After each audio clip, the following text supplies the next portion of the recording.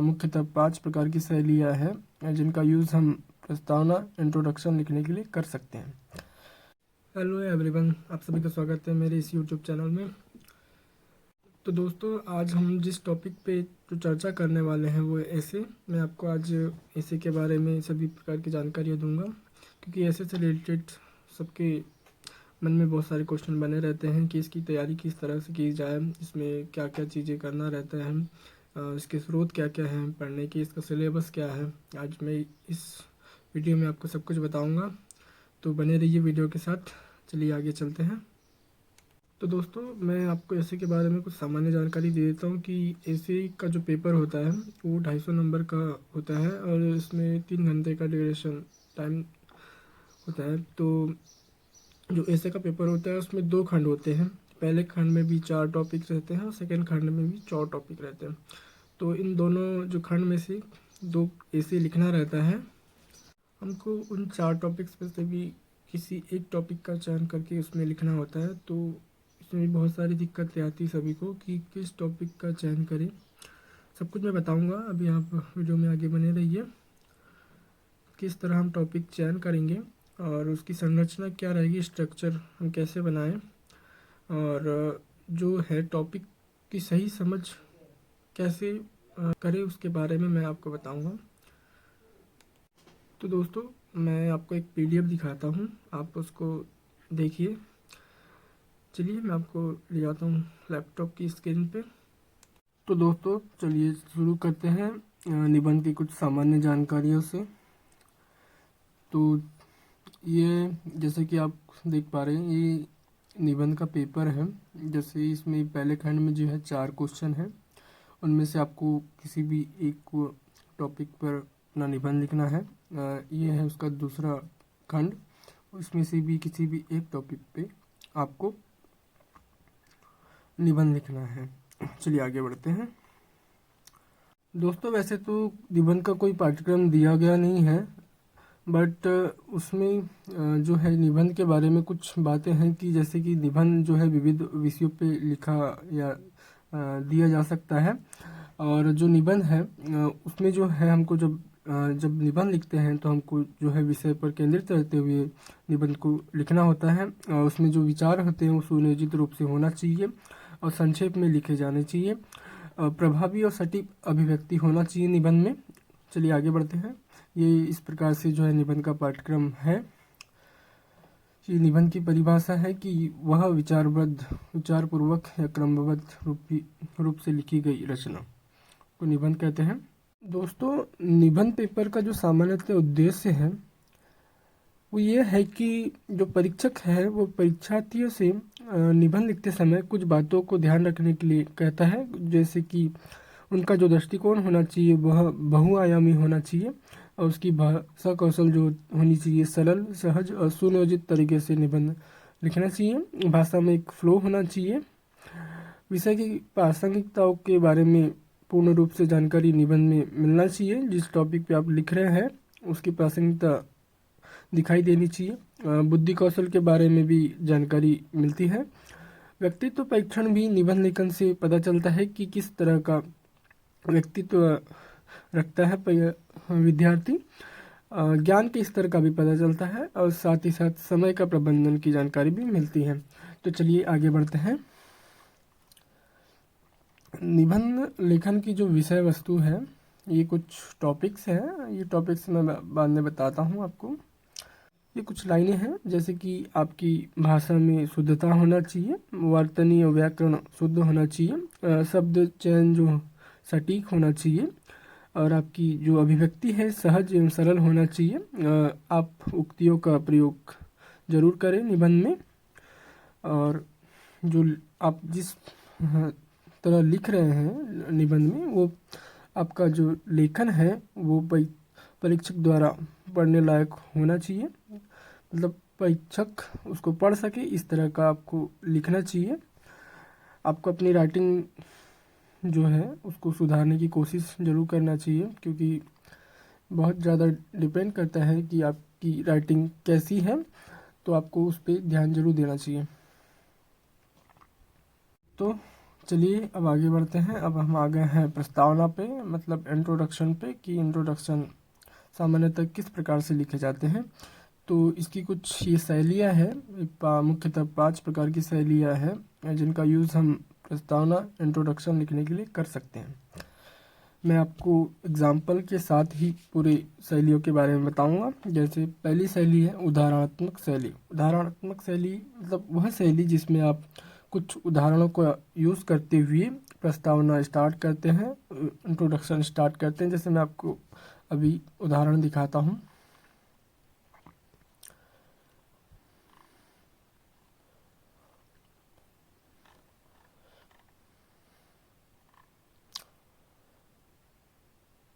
जैसे कि ये एक आप देख पा रहे हैं स्क्रीन पर, ये एक उदाहरणात्मक शैली का उदाहरण है।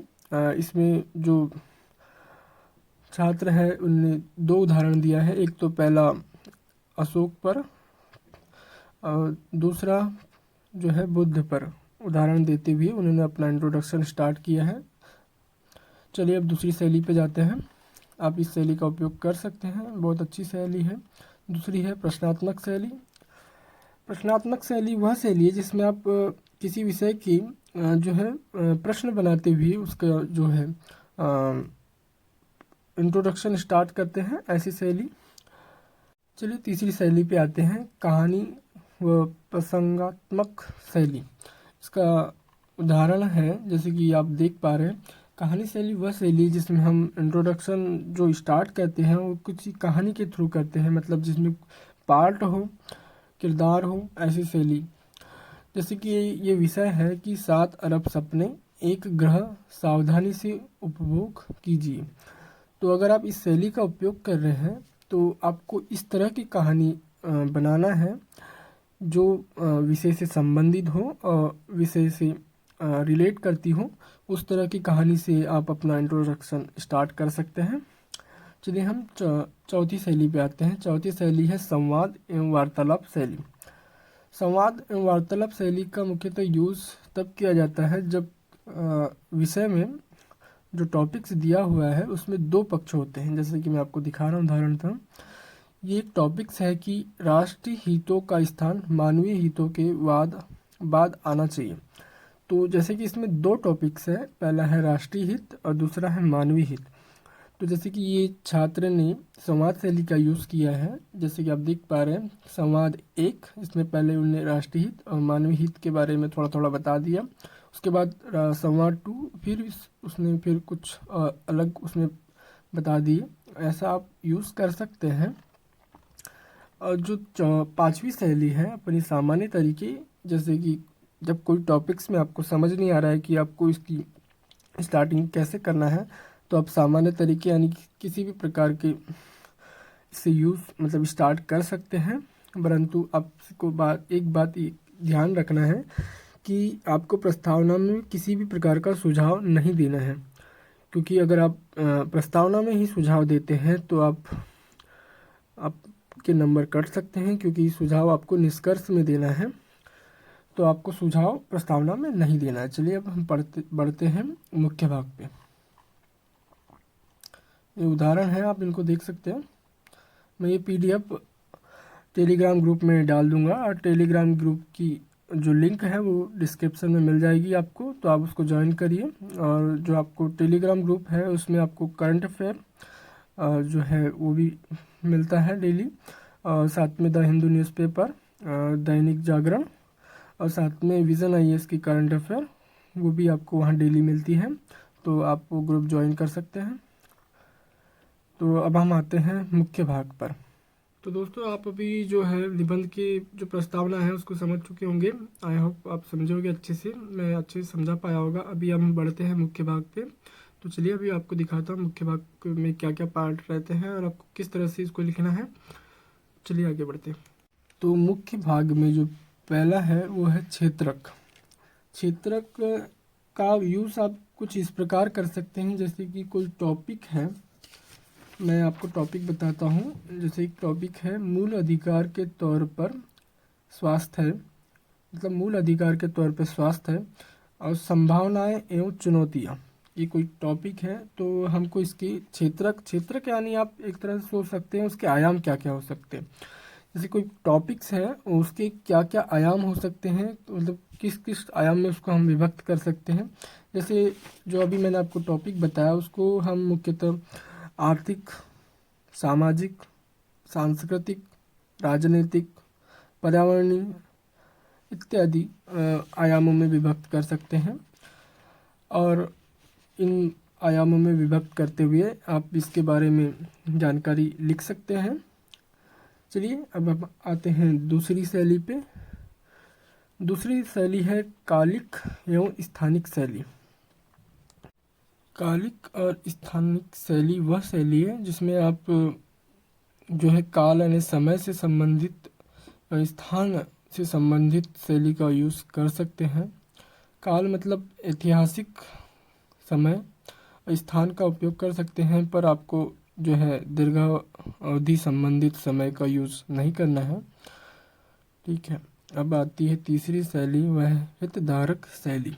हितधारक शैली में जैसे कोई टॉपिक्स हैं उसके कितने हित हो सकते हैं, जैसे विश्व से संबंधित हित हो सकता है, व्यक्ति से संबंधित हित हो सकता है, परिवार से संबंधित हित हो सकता है, राष्ट्र से संबंधित हित हो सकता है और समाज से संबंधित हित हो सकता है। इससे संबंधित आप अपना मुख्य भाग लिख सकते हैं। मुद्दे आधारित जो शैली है इसमें आप मुद्दों से संबंधित बातें लिख सकते हैं। तो चलिए अब आगे बढ़ते हैं। चलिए अब आते हैं अब निष्कर्ष पे। निष्कर्ष में आपको जो है सुझाव देना है और सुझाव भी आपको हमेशा सकारात्मक ही देना है, आपको नकारात्मक नहीं देना है आपको। और एक बात ये है कि आपको जब निबंध लिख रहे हैं तो निबंध लिखते समय आपको व्यक्तिगत होके निबंध नहीं लिखना है, आपको थर्ड पर्सन के रूप में ही निबंध लिखना है। अपनी खुद की अभिव्यक्ति कभी भी निबंध में न लिखें। ठीक है, और निबंध हमेशा व्यवहारिक होना चाहिए ना कि काल्पनिक। ठीक है, तो ये आप बातें आपको निष्कर्ष में लिखनी है। निष्कर्ष में आप कोट का यूज़ कर सकते हैं। कोट का मतलब होता है जैसे कि आप कोट का जिस तरह आप देख पा रहे हैं स्क्रीन पे, जैसे कि एक विद्यार्थी ने लिखा है कि महासागर मेरे देश को प्रकाशमान करता है जबकि नदियाँ देश को अंधकार में रखती हैं। और उसके बाद उसने इस कोट का एक्सप्लेन किया है। तो आपको जो है निष्कर्ष में कोट लिखना तो है बट उसको ज़्यादा एक्सप्लेन नहीं करना है। एक्सप्लेन इसलिए नहीं करना है क्योंकि आप जो प्रस्तावना में भी कोट देंगे तो और निष्कर्ष में कोई अंतर नहीं रह जाता। फिर अगर आप निष्कर्ष में भी एक्सप्लेन कर रहे हो और प्रस्तावना में भी एक्सप्लेन कर रहे हो तो प्रस्तावना और निष्कर्ष में कोई अंतर नहीं रह जाता। तो आपको निष्कर्ष में एक्सप्लेन नहीं करना है। ठीक है, चलो आपको मैं अब कुछ सामान्य बातें बता देता हूँ। जैसे आपका जो प्रस्तुतिकरण होना किस तरह का होना चाहिए, आपको जो है पैराग्राफ्स यूज़ करना है लिखते समय निबंध में, और वो कम से कम 4 से 5 लाइन के होने चाहिए। उससे ज़्यादा बड़े लाइन के आप पैराग्राफ्स ना बनाएं। और इंग्लिश का यदि आप यूज़ कर रहे हैं तो उसको देवनागरी लिपि में लिखते हुए ही यूज़ करें, और कलर आप कोई भी यूज़ कर सकते हैं। और अंडरलाइन जो है आपसे कम ही अंडरलाइन करें। जैसे पूरे निबंध में आपको कम से कम 10 से 15% ही अंडरलाइन करना है। आप अगर ज़्यादा अंडरलाइन करते हैं तो आप इररिलेवेंट चीज़ों को भी अंडरलाइन कर सकते हो, तो उसके कारण आपके नंबर कटने के चांसेस बढ़ जाते हैं। तो आपको अंडरलाइन कम से कम ही करना है। और जो डायग्राम है आपको डायग्राम का यूज़ निबंध में नहीं करना है, क्योंकि जो डायग्राम है उसका संबंध मुख्यतः होता है जीएस पेपर से, और निबंध आपसे एक्सपेक्ट नहीं करता कि आप डायग्राम बनाएं। ठीक है, अब हेडिंग सब हेडिंग का भी आपको कम ही यूज़ करना है। चलिए मैं आपको कुछ दिखाता हूँ उदाहरण। जैसे कि एक विद्यार्थी ने ये डायग्राम का यूज़ किया है, तो परीक्षक जो है आपके इस डायग्राम को समझने के लिए इतना समय नहीं देगा, इसलिए आपको डायग्राम यूज़ नहीं करना है। और एक उदाहरण दिखाता हूँ। जैसे कि ये डायग्राम दिया त्रिभुज के आकार का, तो आप इस तरह का डायग्राम बना सकते हैं, बट आपको ज़्यादा बड़े डायग्राम या इरेलीवेंट डायग्राम नहीं बनाना है, आपको डायग्राम कम से कम ही यूज़ करना है, और ना ही करो तो अच्छा है। तो चलिए आप ये जो है टॉपिक्स हैं, आप इनको लिखने की कोशिश कर सकते हैं। अब एक क्वेश्चन सबके मन में बना रहता है कि टॉपिक का चयन कैसे करें। तो मैं आपको बता देता हूँ कि आपको टॉपिक का चयन करते समय आपको कीवर्ड फाइंड आउट करना है टॉपिक के, कि उस टॉपिक में क्या क्या कीवर्ड्स हैं, और आपको इन टॉपिक की समझ, मतलब इन कीवर्ड की समझ है, तभी आप उस सब्जेक्ट मतलब उस टॉपिक का चयन करें। और जैसे मैं एक टॉपिक बता रहा हूँ, महिमा की राहें मृत्यु तक जाती हैं। अगर आप इस टॉपिक को समझने की कोशिश करें तो जैसे इसमें बोला है कि महिमा की राहें मृत्यु तक जाती हैं, तो महिमा का अर्थ होता है, हम समझ सकते हैं कि महिमा जैसे विलासिता, दिखावा, लोभ, लगाव, महिमा मंडल, तो ये सब चीज़ें हमें जो है मृत्यु की ओर, जैसे मृत्यु का अर्थ होता है क्षणभंगुरता, नश्वरता, अंत, तो ये सब चीज़ें हमें जो है एक अंत की तरफ ले जाती है। तो आपको इस तरह रिलेट करते हुए टॉपिक को समझना है। यदि आप ये कर पा रहे हो तो आप 80 से 90% विषय को समझ चुके हो। अब आती है इसके बाद जो आता है, और वो आता है स्ट्रक्चर, यानी इसकी संरचना बनाना निबंध की, कि हमको निबंध में क्या क्या लिखना है। तो आप मुख्यतः प्रश्न बना के भी कर सकते हैं कि इस टॉपिक से संबंधित क्या क्या प्रश्न निकल सकते हैं, और हम उस टॉपिक से क्या क्या प्रश्न बन सकते हैं, किस तरह के प्रश्न बन सकते हैं। आपको जो है प्रश्नों का दोहराव नहीं करना है। जैसे कि मैं आपको बताता हूँ, एक टॉपिक है परंपरागत नैतिकता आधुनिक जीवन की मार्गदर्शक नहीं हो सकती।